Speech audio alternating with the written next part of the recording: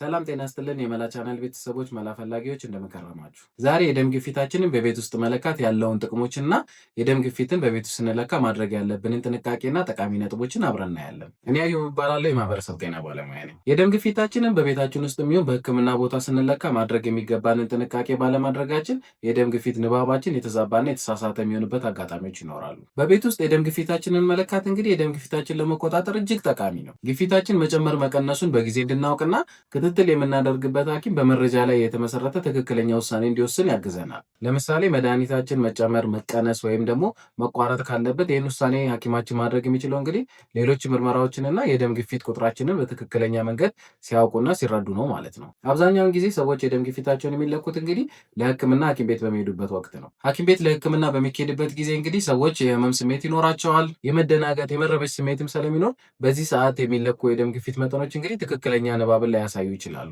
አንዳንድ ሰዎች ደግሞ ሐኪም ቤት በሚሄዱበት ሰዓት ላይ የመጨናነቅ የመፍራት አይነት ስሜት ይኖራቸዋል። ሐኪሞች ምን ይሉኝ ይሆን? የደም ግፊቴ ጨምሮ ይሆን ቀንሶ ይሆን? ወይም ደግሞ ያለብን ሌላ ህመም እያሳሰበን እንግዲህ ስሜታችን መለዋወጥ ስለሚኖር በዚህ ሰዓት የምንለካው የደም ግፊት ንባባችን ከፍ ሊል ይችላል ማለት ነው። ለዚህም ነው እንግዲህ ደም ግፊት ያለባቸው ሰዎች በቤት ውስጥ የደም ግፊታቸውን እንዲለኩ የሚመከረው። ታዲያ በቤት ውስጥ ደም ግፊት በሚለካ ሰዓት ላይ በትክክለኛ ሁኔታ የደም ግፊቱ ካልተለካ የተሳሳተ ንባብ ሊሰጠን ይችላል። ይህም እንግዲህ ትክክለኛ ህክምና እንዳናገኝ ሊያደርገን ይችላል። በቀጣይ በቤት ውስጥ የደም ግፊታችን ስንለካ ማድረግ ያሉብንን ጠቃሚ ነጥቦችን አብረን እናያለን። በመጀመሪያ የደም ግፊታችን ከመለካ ከመነካታችን በፊት እንግዲህ ማድረግ ያለብን ሽንት ቤት መሄድ ካስፈለገን መጀመሪያ ሽንት ቤት መሄድ ይኖርብናል።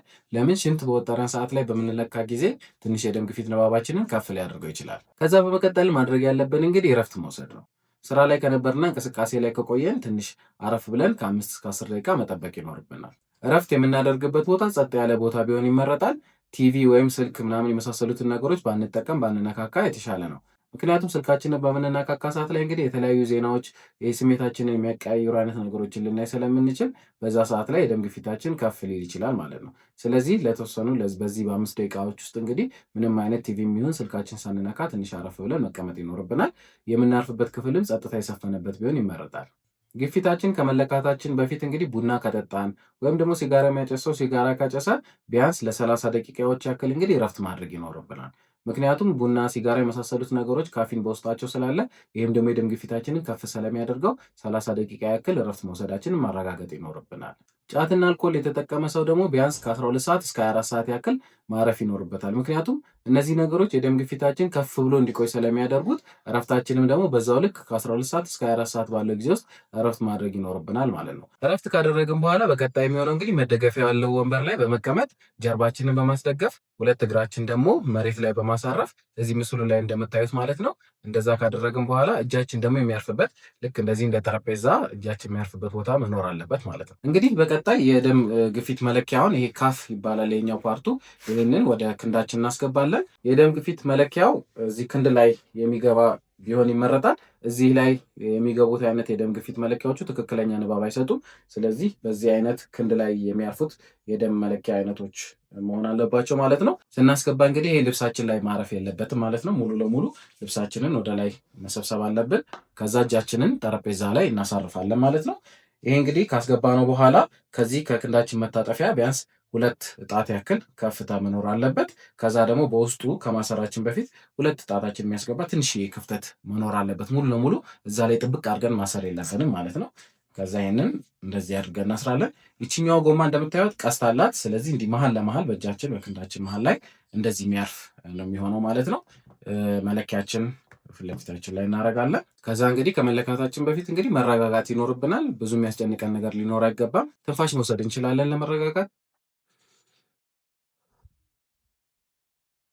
ከዛ በመቀጠል የደም ግፊታችን እንለካለን ማለት ነው። ስታርት የሚለው በተን አለ እዚህ ላዩ ላይ እንደምታዩት ይችኛው ስታርት የምትለዋል ተጭነን የደም ግፊታችንን መለካት እንጀምራለን ማለት ነው።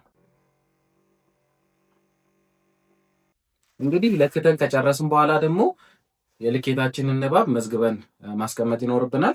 ስንመዘግብ የለካንበትን ሰዓት፣ ቀን መመዝገብ ይኖርብናል ማለት ነው።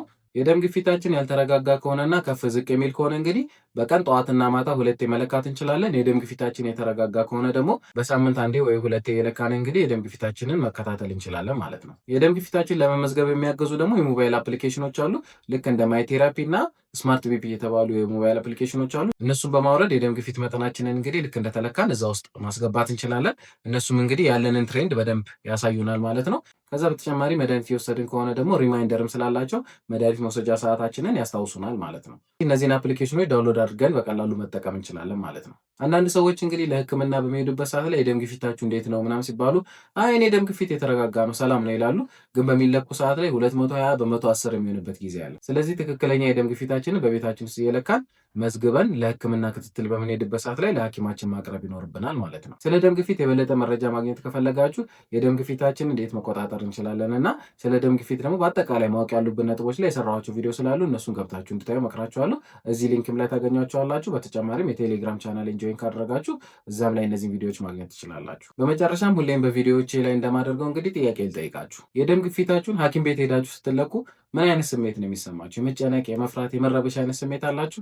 እስቲ ምን አይነት ስሜት እንደሚሰማችሁ እዚህ ኮመንት ላይ አስቀምጡልኝ። የዛሬው ቪዲዮ ብዙ እንዳስተማራችሁ እንግዲህ ተስፋ አድርጋለሁ። ቪዲዮን ከወደዳችሁት ቻናሌን ሰብስክራይብ አድርጉ፣ ላይክ ማድረጉን አትርሱ። እንዲሁም ኮመንታችሁን ደግሞ ኮመንት ቦክሱ ላይ ጻፉልኝ። የቴሌግራም ቻናሌንም ተቀላቀሉ። መላ ፈላጊዎች ከልብ አመሰግናችኋለሁ። መልካም ጊዜ